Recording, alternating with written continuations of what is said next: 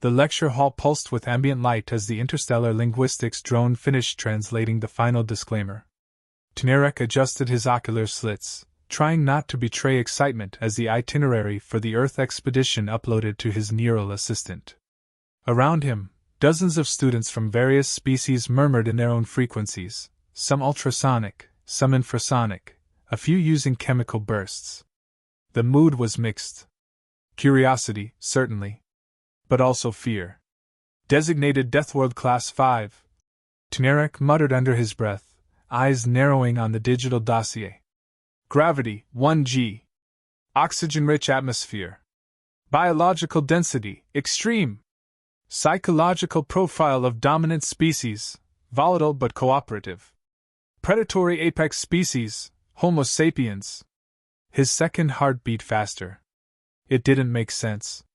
Most death worlds were uninhabitable wastelands, or worse, contained only apex predators that had eradicated any other life over millennia. Earth, however, was thriving, with biodiversity, technology, and a sentient species capable of interstellar travel. And still, the classification stuck. 5 was the highest. The lethal kind.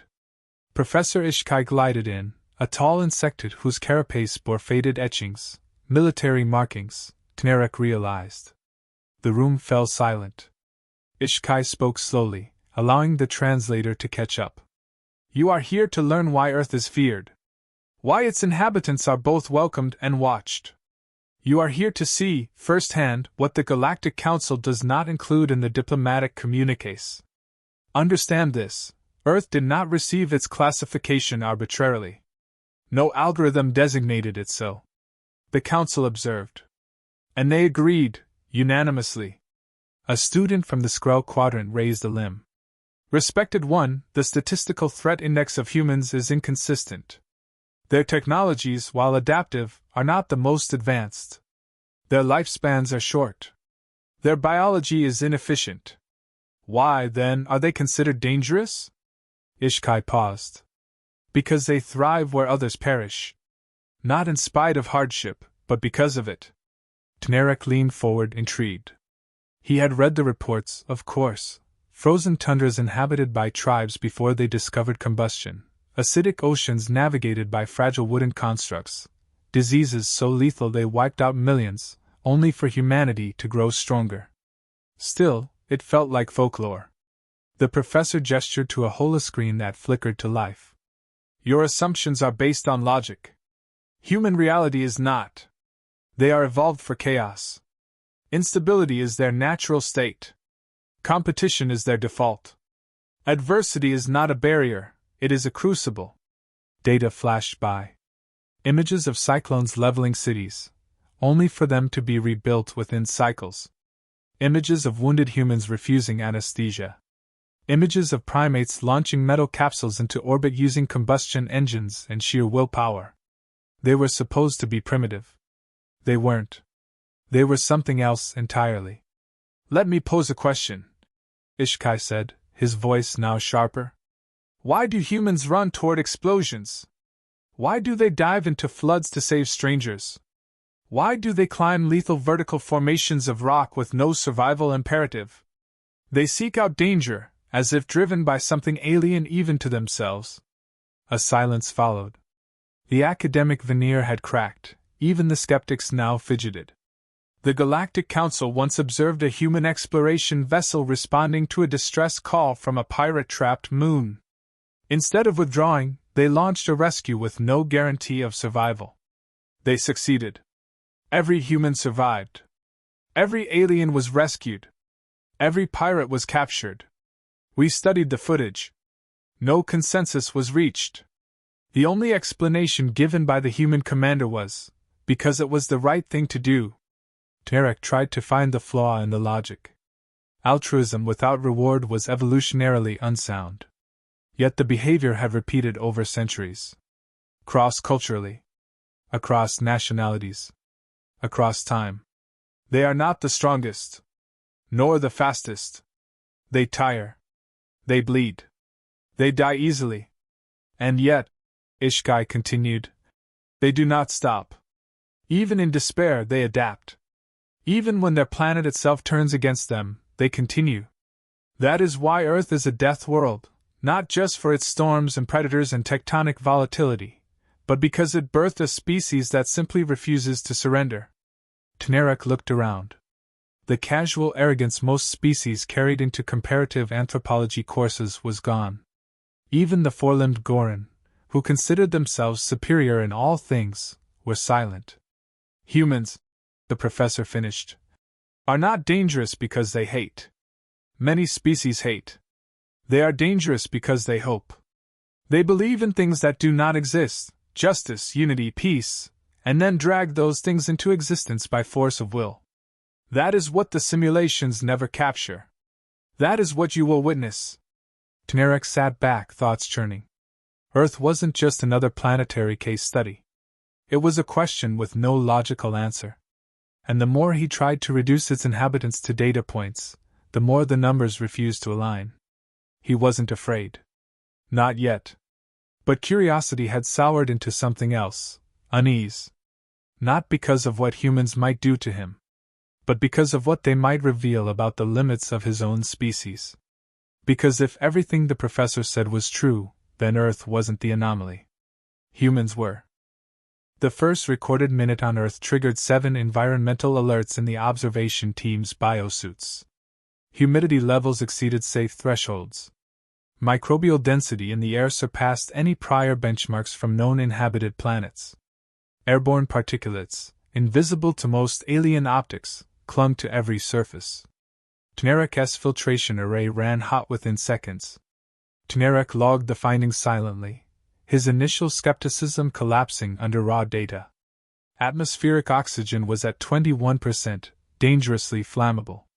The temperature, barely tolerable. Insects swarmed in clouds, some carrying potent neurotoxins. The ground teemed with unseen lifeforms, each potentially lethal. There was no biological neutrality here. Every organism was armed, every process aggressive. Survival on Earth was not passive. It was contested at every level. A chirp from the AI assistant interrupted. Multiple Class 3 predators detected within 2 kilometers. Weather patterns unstable. Fungal spore activity rising. A fellow student, layered in triple-sealed armor, noted a tree that exuded an acidic resin capable of burning through composite alloys. No known flora on their homeworld even moved, let alone attacked. Tnerek watched a vine entangle a mammal mid-step. Slow digestion began before the creature was fully dead. The carnivorous behavior of plants alone would qualify Earth as hostile. He checked his biosuit's toxin report. Within 5 minutes, it had logged traces of 14 neurotoxins, 6 hallucinogens, and 1 substance labeled only as chemically anomalous. That anomaly came from a frog. Yet none of this seemed unusual to the local species. Humanity thrived here, not as isolated colonies of specialists but as a global, mobile, unrelenting force of adaptability.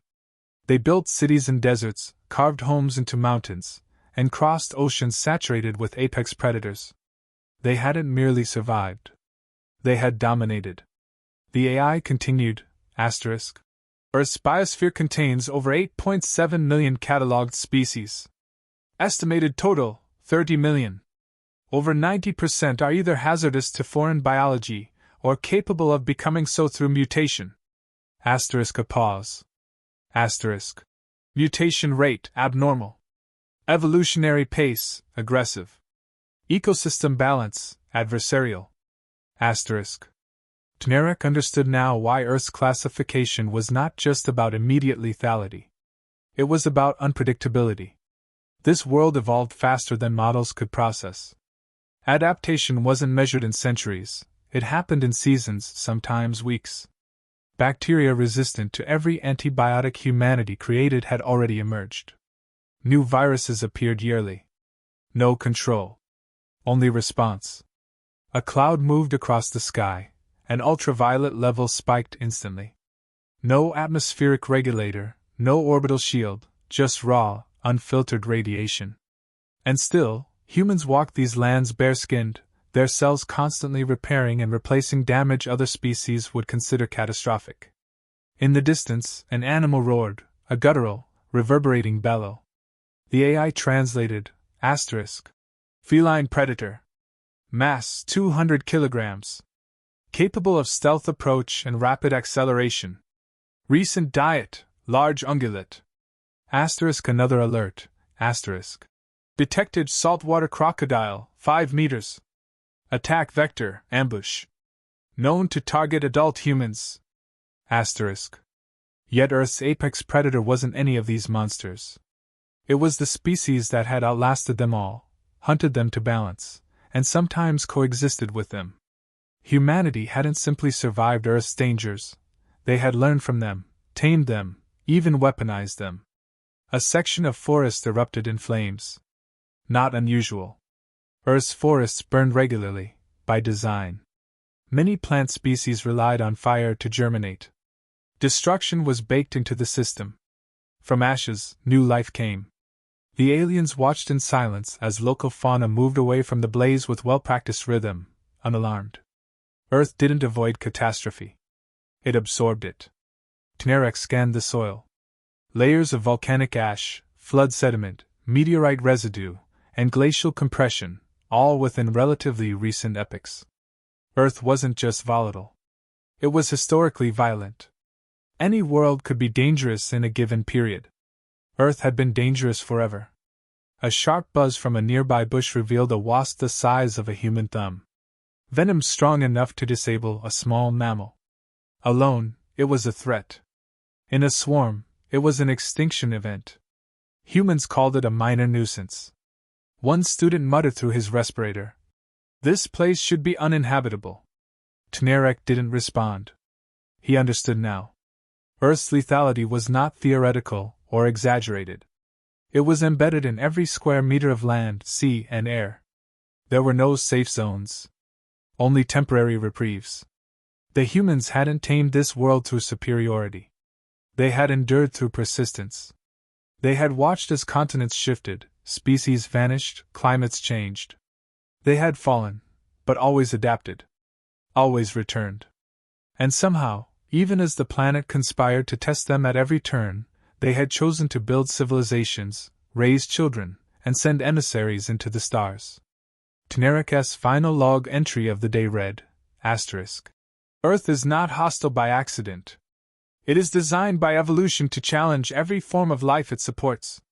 Humanity has met that challenge with no natural armor, no claws, no venom. Only fire, memory, and refusal to die. The archive began with raw numbers, an average human lifespan under 100 years, vulnerable organs exposed, weak bite force, no claws, minimal body armor, and highly inefficient metabolic requirements. Yet humans were the only species from a death world to achieve faster-than-light communication and deep space propulsion without external assistance. That paradox was the foundation of the module. How did a physically unimpressive organism dominate a planet built to destroy? Cognitive variance came first. Human brains exhibited neuroplasticity unmatched across known species. Unlike most sapiens who plateaued after maturation, humans retained adaptability indefinitely. They learned complex tasks at any age. Trauma, injury, and sensory loss did not eliminate functionality. In many cases, it redirected it. Tnerek watched footage of blind humans navigating unfamiliar cities, of amputees engineering machines with one arm, of nonverbal children solving abstract puzzles faster than machine learning protocols. Their minds weren't just adaptable, they were defiant. Pain tolerance followed. It wasn't merely high, it was functional. Human biology allowed for continued performance after serious injury, often through sheer willpower. Numerous medical cases were documented of individuals running with broken bones, lifting collapsed debris off others while suffering internal bleeding, even surviving impalement long enough to seek aid. Pain signaled damage in most species. In humans, it often triggered action. Sometimes aggression. Sometimes rescue. Then came the endurance statistics. On average, humans could outdistance almost every known predator over long durations. Their physiology allowed for sweat-cooled persistence hunting, a behavior unique in the database. Tnarek watched simulations of humans chasing animals for hours until they collapsed. It wasn't strength or speed. It was relentlessness. Their bodies were designed not for short bursts, but for refusal to stop. Human emotional mechanics were equally illogical. They bonded with non-sapient animals, sometimes forming lifelong connections. They mourned creatures they never met. They could act with compassion toward rivals, even enemies. Their empathy extended beyond species boundaries, a trait that often led them to intervene in planetary crises unrelated to their own survival. No external incentive. Just intent. Their violent history was not downplayed. Across 10,000 years, humans had engaged in warfare of every kind: tribal, territorial, ideological, global. They had refined conflict into an art, developed weapons capable of planetary devastation, and yet restrained themselves from full extinction. The balancing act was unstable, but consistent. They tested the edge of annihilation and stepped back. The archive displayed records of the two largest global wars, where humans destroyed entire cities, but simultaneously developed field medicine, international law, and reconstruction logistics at unprecedented speeds. The juxtaposition was impossible to reconcile. They created ruin and remedy in the same breath. Tnarek found no other species capable of such paradoxes without collapsing into extinction. Their tactical thinking showed similar contradictions. Humans prioritized unpredictability. In battle simulations, they consistently chose non-optimal paths that, statistically, led to higher long-term victory rates. They disobeyed logic to create outcomes superior to those logic could predict. Strategy wasn't a matter of calculation, it was instinctual chaos shaped by experience. They weaponized creativity. The database highlighted a peculiar term: resilience bias. It referred to humanity's cultural tendency to normalize suffering as an expected part of existence. Unlike species that avoided discomfort, humans planned for it. They simulated hardship, trained in pain, rehearsed loss. Even in peace, they created challenges: competitive sports, hostile environments, endurance contests. Voluntary adversity was a core component of their identity. No other species intentionally emulated war outside war itself. Their children were trained in hypothetical disasters: fire drills, emergency scenarios, active shooter protocols. Earth was so unpredictable that resilience was taught before language fully formed. This wasn't cultural, it was species-deep programming. Humanity's first steps into space were marked not by triumph, but by sacrifice. Early missions suffered fatalities, critical system failures, resource shortages. They kept going. Their first crew to land on their moon returned with barely functioning systems. Their first orbital station nearly failed due to fire. They rebuilt it. No setback was fatal unless they decided it was. Failure, to them, was a temporary delay, not an endpoint. A final entry played, an audio log from a Mars colonist during a supply failure. Oxygen was limited. Food almost gone. Help was days away. The human recorded a message for their child. "It's hard right now. But someone will hear this. If they do, tell them we made it this far not because it was easy, but because we didn't know how to quit." Tnarek ended the segment in silence.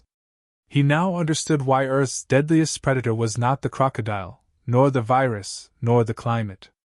It was an organism that failed constantly, broke often, suffered more than most, and kept going anyway.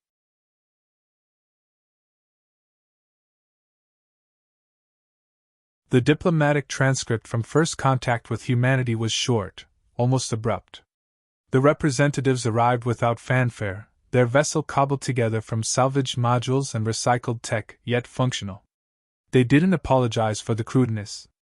They offered trade, conversation, and collaboration with full transparency. There were no rituals. No performances. Just direct communication, blunt honesty, and a request. "We're ready to learn. And we're not here to be underestimated." What startled the Council more than their ambition was the calm lack of awe. Most new species reacted to galactic civilization with reverence or disorientation. Humans processed it with clinical curiosity. They took in centuries of alien advancement, then began identifying inefficiencies. One representative noted flaws in orbital dock configurations. Another critiqued data encryption. None were experts in those fields. They had simply observed, adapted, and improved. That mindset spread quickly. Within cycles, humans were not just participating, they were optimizing. Engineering teams integrated human suggestions to improve heat dissipation in vacuum engines. Their medics introduced basic trauma triage strategies that cut response times by half. On one diplomatic outpost, a malfunctioning power grid had gone unsolved for years. A human technician repaired it in 2 days, using borrowed tools and a piece of wire he found under a floor panel. They earned no accolades. They didn't expect them. That wasn't the goal. More confounding was how humans processed hierarchy. Most species organized strictly: castes, ranks, inherited positions. Humans observed such systems, then worked around them. They respected leadership only when it was earned. Titles alone meant little. Value came from performance, not placement. They promoted innovation regardless of origin. An intern's idea received the same scrutiny as a senior officer's. If it worked, it survived. If not, it was improved. No ego preservation. This eroded political friction at alarming speed. Even when their suggestions disrupted centuries-old traditions, humans didn't challenge authority with aggression. They did it with effectiveness. Results spoke. Status bent. In one recorded session, a human negotiator resolved a 3-decade mineral dispute by proposing shared infrastructure rather than partition. Neither side liked the compromise. But both sides implemented it. 6 cycles later, resource efficiency in the sector had doubled. That was typical. Humans weren't disruptive by nature. They were constructive through friction. Their presence generated momentum. When told something was impossible, they simply redefined the problem. They did not insist on being right. They insisted on being useful. The Council's psychological board flagged one consistent anomaly: humans responded poorly to peace. Not politically, but emotionally. Prolonged stability, free of challenge, caused deterioration. Innovation slowed. Conflict-based creativity faded. Purpose eroded. Entire civilizations had collapsed under peace fatigue, but humans resisted that decay by inventing new challenges. Games, simulations, intellectual duels, even artificially generated crises, all to maintain the edge that hardship once sharpened. In practice, this made humans strategically unpredictable. Peace didn't dull them. It redirected them. One moment they were negotiating supply routes, the next, building AI thought experiments to test the ethics of decision-making under simulated threat. Not for policy. For personal growth. Struggle was not a condition they escaped. It was a condition they engineered when absent. The report also noted human loyalty functions were erratic. Not tied to species, location, or genetic kin. They built allegiances through shared experience, not origin. Soldiers bonded with civilians, scientists with engineers, strangers with enemies.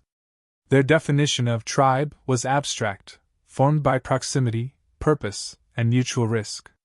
They would protect someone they met hours earlier if they deemed the bond significant. No calculation. No cost-benefit analysis. Just commitment. This rendered human behavior impossible to model at scale. In simulations, they regularly broke rank to save an injured ally. They abandoned protocol for civilians. They rerouted missions to preserve artifacts of no immediate value. Their logic deviated under emotional strain, but the deviations produced outcomes superior to predicted ones. Empathy was not their weakness. It was a chaotic force multiplier. A case study was logged from a cargo vessel crisis near a collapsed wormhole. Multiple species aboard. No time for coordinated escape. The AI predicted 70% loss. The human crew disabled their own evacuation pod to manually guide unstable corridors, dragging passengers out one by one. Every alien survived. 2 humans did not. The analysis labeled it irrational. The survivors called it necessary. The final assessment was terse, asterisk. Human presence accelerates efficiency, morale, and unpredictable success rates. Strategic assets, high-risk allies, emotionally volatile. Capable of radical compassion and destructive innovation within the same operational window. Cannot be controlled. Must be respected. Asterisk. Tnarek finished the file. It was clear now, Earth was not just a death world because of its ecosystem. It was because it created minds that refused to accept equilibrium. In peace, they found problems. In crisis, they found purpose. Whatever the context, they never stopped moving. And that was what made them dangerous. Not their weapons. Not their numbers. But their refusal to settle. The final phase of the curriculum was not theoretical. Tnarek and his cohort were given unrestricted access to human historical archives, cultural databases, and declassified military records. The purpose was explicit: to understand not what humans claimed about themselves, but what they had done when no one was watching. The findings were more unsettling than any Death World data. Patterns emerged quickly. Humans did not merely adapt to suffering, they cultivated transformation through it. After every natural disaster, there was a documented surge in technological, medical, or architectural advancement. Post-plague eras birthed revolutions in sanitation and science. After wars came treaties, space programs, and innovations that outpaced the eras before them. The species didn't just survive chaos. They cannibalized it for progress. The records of global pandemics were particularly telling. Within weeks of the first confirmed outbreaks, humans had mapped genomes, accelerated vaccine development protocols, and reorganized global supply chains under pressure. Misinformation, mistrust, and internal friction existed, but none of it stopped the forward motion. Entire industries pivoted overnight. Education went digital. Manufacturing converted to medical production. Loss was massive. But stagnation never arrived. What disturbed analysts most was humanity's complete disregard for permanence. Structures, institutions, and even identities were subject to review and rejection. Empires that lasted centuries were dismantled by public demand. Laws rewritten. Cultural values evolved. They did not fear endings. They initiated them when necessary. To the human mind, no system was sacred. Only usefulness mattered. Sentiment was powerful, but not absolute. Art and storytelling reinforced this. Human literature was saturated with themes of sacrifice, redemption, failure, and rebuilding. Their heroes were rarely flawless. Their myths celebrated endurance more than strength. Even their entertainment reflected this obsession with pressure and moral ambiguity. Victory was never clean. And yet, it mattered more because of it.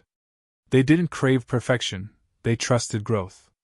The education archives contained footage of children learning to debate, to question, to challenge their own mentors. Disagreement was not punished, it was practiced. There was no default truth. Every conclusion was subject to scrutiny, iteration, and abandonment. Tnarek noted a particular segment in which a 12-year-old out-argued a seasoned professor on resource distribution models. The outcome wasn't reprimand. It was curriculum revision. Even their scientific process was weaponized uncertainty.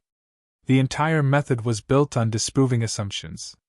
Hypotheses were meant to fail. The act of being wrong was not a flaw, it was foundational. Progress required error. Every advancement rode atop thousands of discarded paths. Human innovation, unlike any other species, advanced not by avoiding mistakes, but by accelerating through them. This explained their uniquely aggressive approach to space. Humans launched probes into unknown regions with only partial data. They colonized inhospitable moons with little more than prototypes. Every major leap was preceded by risk bordering on recklessness.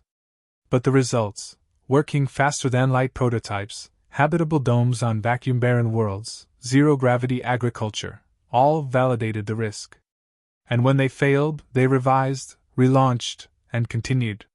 One report captured an asteroid redirection mission gone wrong. Instead of a clean deflection, the object split. 2 new trajectories, both lethal. With only minutes to act, the lead engineer bypassed protocol, rerouted an experimental drone still in testing, and detonated its payload. The impact destroyed the drone, destabilized the rock fragments, and risked the lives of several orbital crews. But it worked. No civilian casualties. The maneuver was condemned in official transcripts, and quietly studied for replication. What left the deepest impression was their concept of legacy. Humans understood mortality intimately. They knew their lives were limited, that their bodies would fail, and their civilizations would eventually decay. Yet instead of despair, they invested in futures they would never see. Climate initiatives. Intergenerational education programs. Deep space broadcasts aimed at life they might never meet. They planted trees knowing they'd never sit beneath them. That was not weakness. It was the highest form of intent. The instructors did not offer final conclusions. Instead, each student was required to answer one question in a private submission: "What have you learned about humanity?" Tnerek's response was brief: "They are fragile, fallible, and profoundly temporary. But they move forward with such force that even time itself cannot keep up. The dangers of their world shaped them. But their refusal to yield made them what they are. Humanity is not dangerous because of where they come from. They are dangerous because they never stop becoming something more."